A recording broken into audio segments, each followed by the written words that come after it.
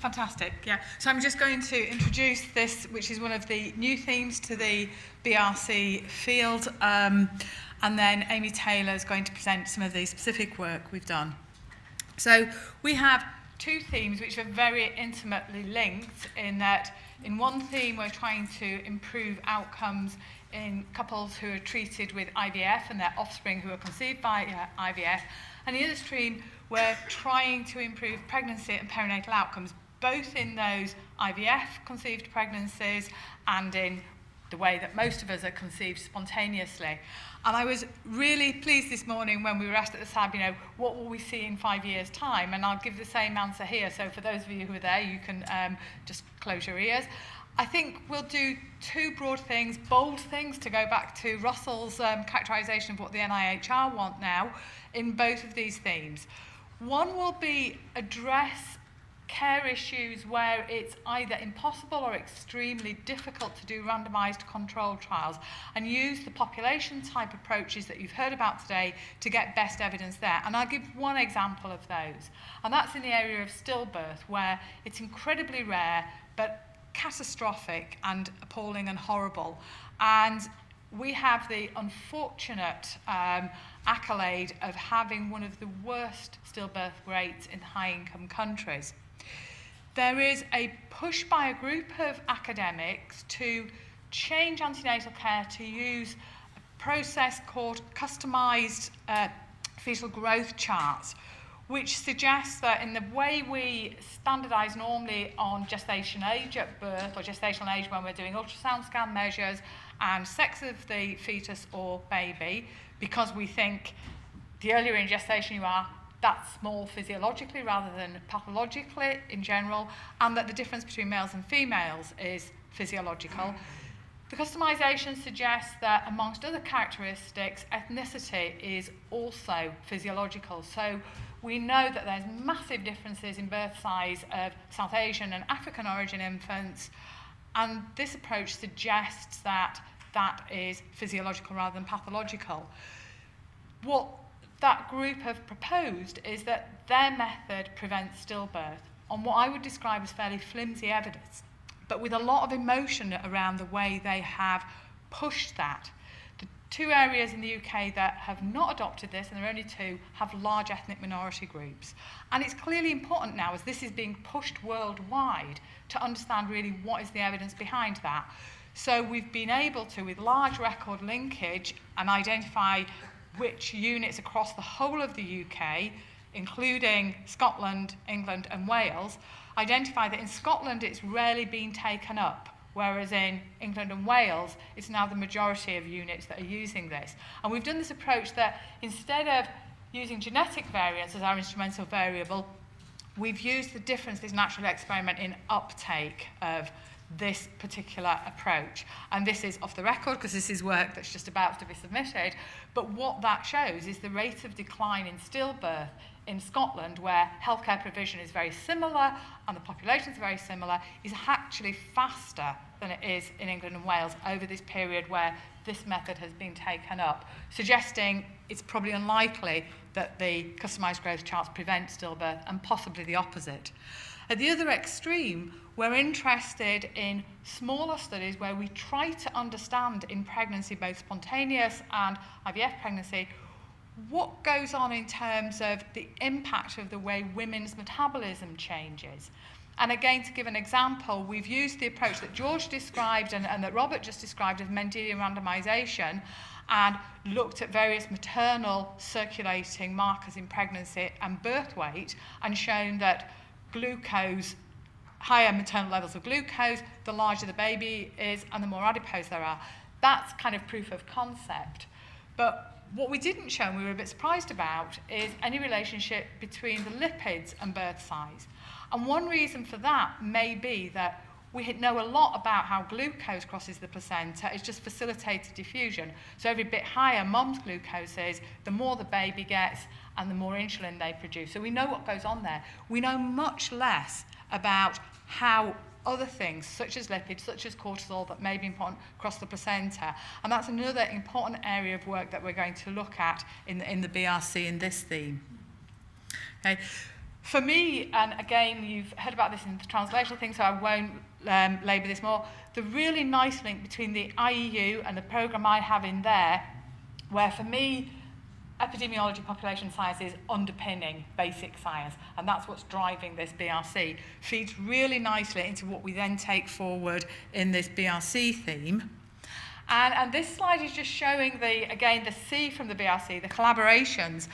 When we were sort of putting the theme together, when we were putting the application together, I had this diagram with kind of speculation, and this is now the reality. And the nice bit about the collaboration, I was already working closely with the Cambridge and the King's BRCs that have themes that have complementary but similar focuses as the one here in Bristol, but we felt while we were doing our application we could keep that a bit secret, whereas now we're just going for it full time, and so really strong collaborations there.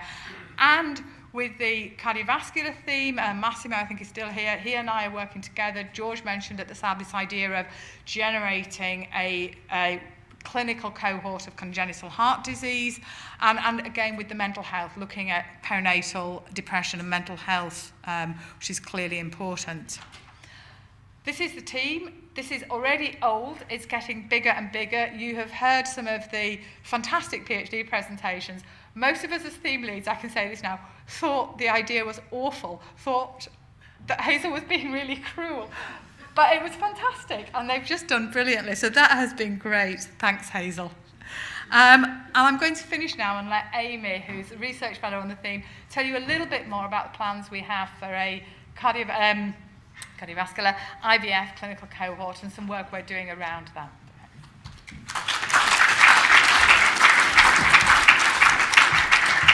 Thanks very much, Debbie. So I'm going to talk a bit about the work that we're planning and is starting to be in progress to do with in vitro fertilisation. So Debbie introduced the two work streams in the reproductive and perinatal health theme, and I'll be talking to you today about what we're doing in the improving IVF outcomes theme. So we're looking to do some analyses of updated whole UK population data from the Human Fertilisation and Embryo Authority, and this is really carrying on from work that Debbie's done previously with colleagues in Bristol and in Glasgow as well.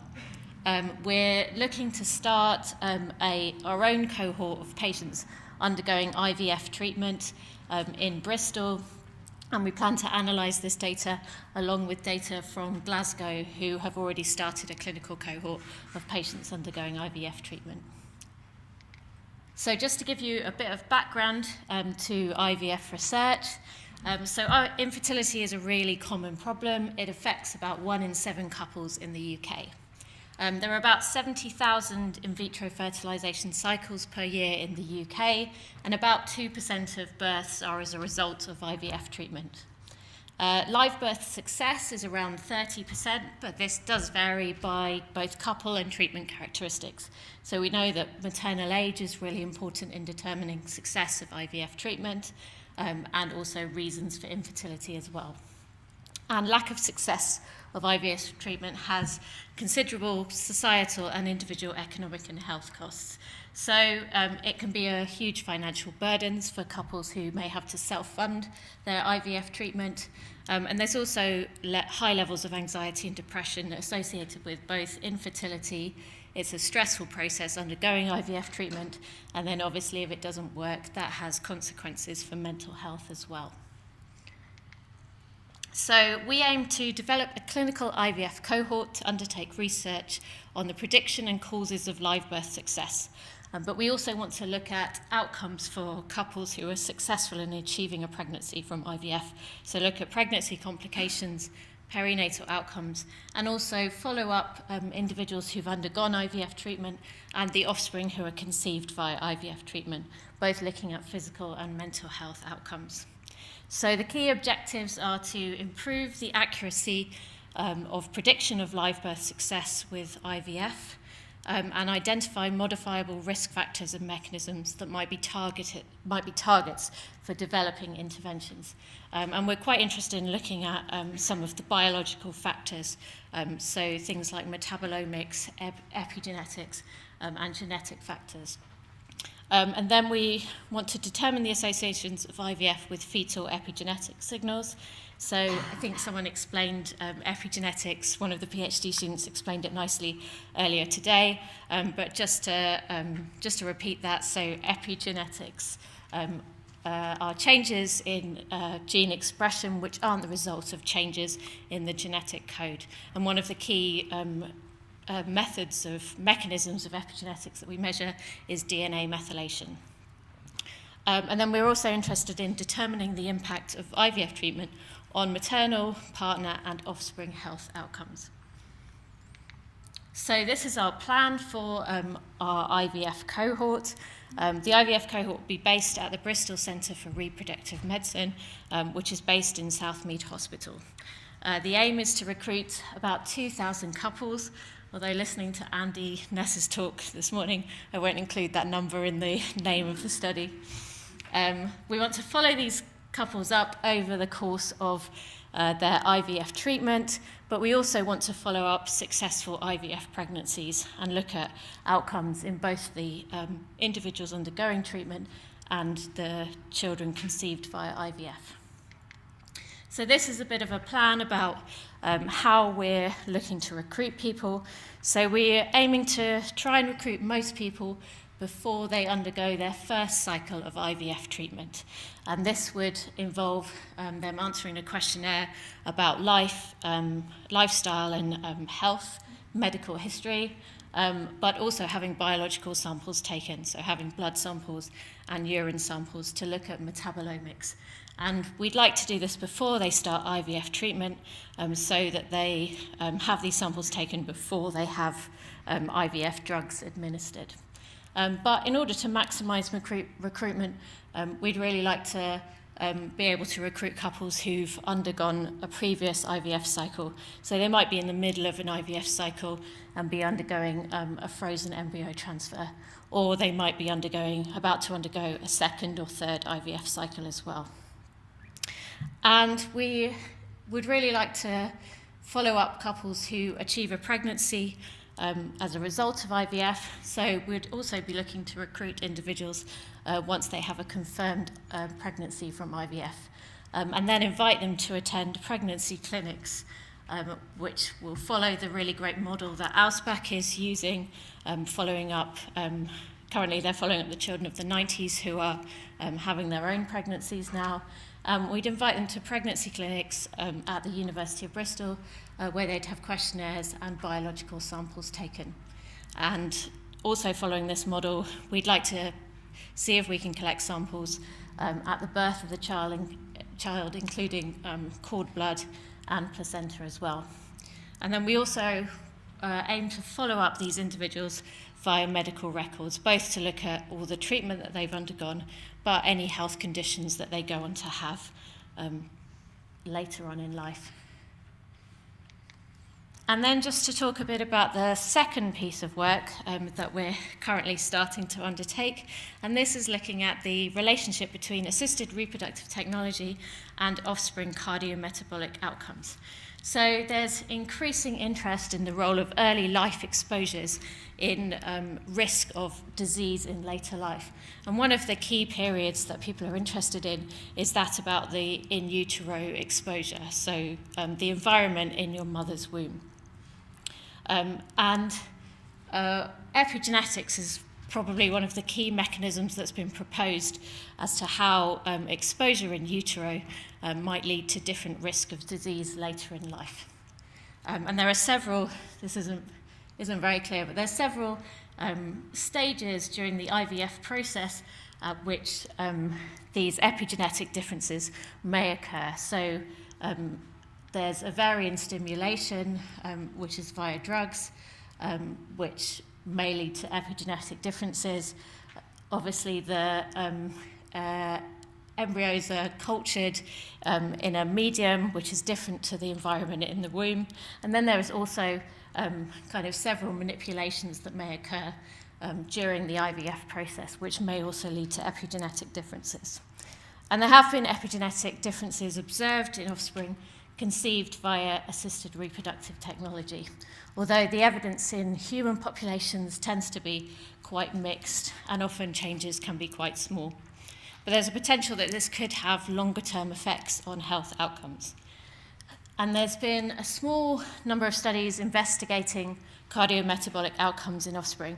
Obviously, IVF treatment itself is only about 40 years old, so we can't really look at kind of final endpoints in terms of cardiometabolic outcomes, but we can look at cardiometabolic risk factors. So from these studies, there have been reports that IVF is associated with higher adiposity, blood pressure, fasting glucose, and triglycerides. However, each of these studies are often quite small, and there's lots of heterogeneity between them. So sometimes the choice of comparison group differs. So you're comparing children conceived via ART with those in the general population, or perhaps children conceived in couples who have subfertility but manage to go on and have a spontaneous conception. So Debbie's done some initial work looking at data from 5 published studies and also using data from the Ausbach cohort. And she's looking at cardiometabolic risk factors in children conceived via IVF and those conceived spontaneously. So looking at BMI, blood pressure, some of the lipids, glucose and insulin. And the initial results show that some associations are in the direction of a poorer cardiometabolic profile for children conceived via IVF. So systolic blood pressure was in the direction of being higher, and LDL cholesterol was in the direction of being higher as well. But conversely, there's some associations that are in the direction of a better cardiometabolic profile. So BMI went in a negative direction. HDL cholesterol, which is good cholesterol, tended to be higher in children conceived via IVF, and glucose tended to be lower. And then other things tended to just be very close to the null. So we're aiming to follow this up in a more comprehensive way by performing a systematic review, and this will be of studies comparing cardiometabolic traits in offspring conceived via ART with those conceived naturally. And we're conducting a search at the moment in Embase, Medline, Web of Science, and Wiley-Cochrane. And then we want to combine this with new individual participant data analysis. So this will be secondary data analysis. We want to use the published data that we identify in the systematic review, but also use data from existing collaborations as well. So we're looking to include any cohort that has information on exposure to ART and at least one cardiometabolic outcome. And we're going to be analysing data using a standard protocol. So hopefully we should be able to account for some of the sources of heterogeneity in the published literature. So I'd just like to conclude by thanking everyone who's been involved in this work so far. So Debbie and Ahmed, who's involved in the cardiometabolic work, everybody else who's part of the team involved in setting up the IVF cohort, and just a thank you to Melanie, Claire and Alex from Ausbach and the IU for providing me with lots of information about the potential for data collection in our IVF cohort. So I'd just like to thank you.